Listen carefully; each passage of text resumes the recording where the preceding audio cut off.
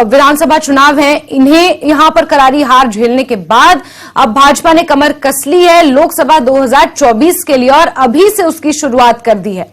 राजेंद्र।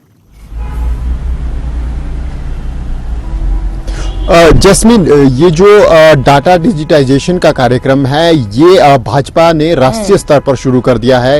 एक सर्वर भाजपा ने बनाया। दरअसल जब भी चुनाव आते थे तो भाजपा डाटा एकत्रित करती थी और वो अगले चुनावों तक रेलिवेंट नहीं रह पाता था या फिर प्रयोग में नहीं रह पाता था, क्योंकि मंडल स्तर तक का डाटा होता था और जैसे मंडल बदलते थे, कार्यकारिणियां बदलती थी तो डाटा भी वो फिर गुम हो जाता था या फिर प्रयोग में नहीं किया जा सकता था। उसको चरणबद्ध तरीके से या सिस्टमैटिकली इसको स्टोर नहीं किया जा सकता था। भाजपा ने राष्ट्रीय स्तर पर इसको सोचा और एक सर्वर केंद्रीय कार्यालय में बनाया गया है। प्राइवेट कंपनी हायर की गई है बाकायदा, जो इसको पूरे सिस्टम को मॉनिटर करेगी, असिस्ट करेगी भाजपा को, और इसके माध्यम से जो है तो वो फिर मंडल स्तर से लेकर के राष्ट्रीय स्तर तक जो है तो वो डाटा अपडेट किया जाएगा, एक्सेस दिया जाएगा मंडल के लोगों को, इसके बाद जिला के लोगों को, प्रदेश के लोगों को, और इस तरह चरणबद्ध तरीके से जो भाजपा का स्ट्रक्चर है, ऑर्गेनाइजेशनल स्ट्रक्चर, उसके अनुसार जो है तो ये पूरा डाटा स्टोर किया जाएगा। फिलहाल अभी जो हिमाचल प्रदेश की अगर हम बात करें तो जो एक ट्रेनिंग प्रोसेस है कार्यकर्ताओं का वो चला हुआ है। प्रदेश स्तर पर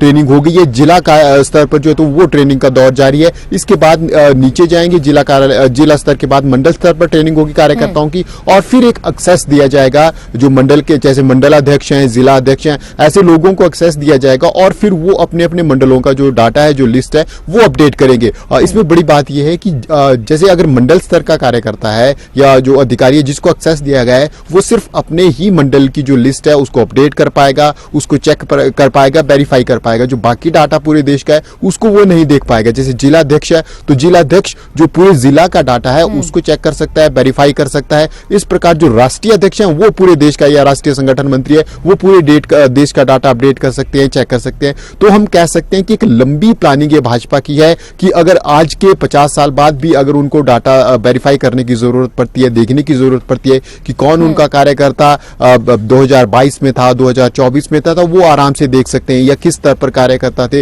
वो सारी चीजें हम कह सकते हैं एक प्राइवेट कंपनी जिस प्रकार से अपना डाटा अपडेट करती है प्राइवेट सेक्टर्स में, उसी रूप में बीजेपी चली हुई है। तो पूरे डाटा को अपडेट किया जा रहा है ताकि अगर मंडल बदलते हैं, कार्यकारिणियां बदलती हैं, प्रदेश कार्यकारिणी बदलती है, तो वो डाटा दोबारा से एकत्रित ना करना पड़े। दरअसल अभी जब लोकसभा चुनाव हुए तो एक लंबी प्रोसेस भाजपा को चलानी पड़ी। शुरू से लेकर हमने देखा कि करीब 1.5-2 महीने तक जो है तो ये डाटा वेरीफाई करते रहे, अपडेट करते रहे। उसके बाद जब विधानसभा चुनाव हुए तब भी एक लंबी प्रोसेस चलानी पड़ी और काम जरूर करने पड़े, लेकिन साथ में ये डाटा वाला जो प्रेशर था वो भी झेलना पड़ा। तो भाजपा ने एक तोड़ निकाला है इसका कि एक बार डाटा अपडेट किया जाएगा, उसके बाद फिर जैसे ही नई कार्यकारिणी बनेगी तो नई कार्यकारिणी उसमें ऐड की जा सकती है। लेकिन जो पिछला जो स्टॉक है वो कार्यकर्ताओं का जो डिटेल है, जो डाटा है, वो हमेशा बना रहेगा। एक प्रोसेस भी हिमाचल प्रदेश में चलाई गई थी कि जब भाजपा की स्थापना हुई थी तब से लेकर अब तक के कार्यकर्ता कौन है, उनसे मिलने के लिए भाजपा ने विधानसभा चुनावों में एक स्पेशल कैंपेन भी चलाई थी।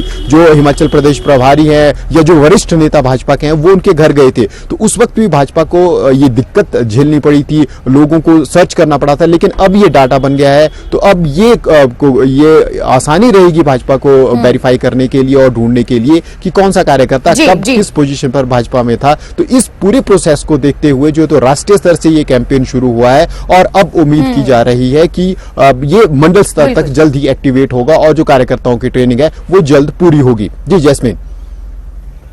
बिल्कुल बिल्कुल राजेंद्र, भाजपा कोई कोर कसर नहीं छोड़ना चाहती लोकसभा 2024 के चुनावों में और उसी की कवायद अभी से शुरू कर दी गई है। राजेंद्र, नजर आप बना के रखिए। बहुत शुक्रिया तमाम जानकारियों के लिए।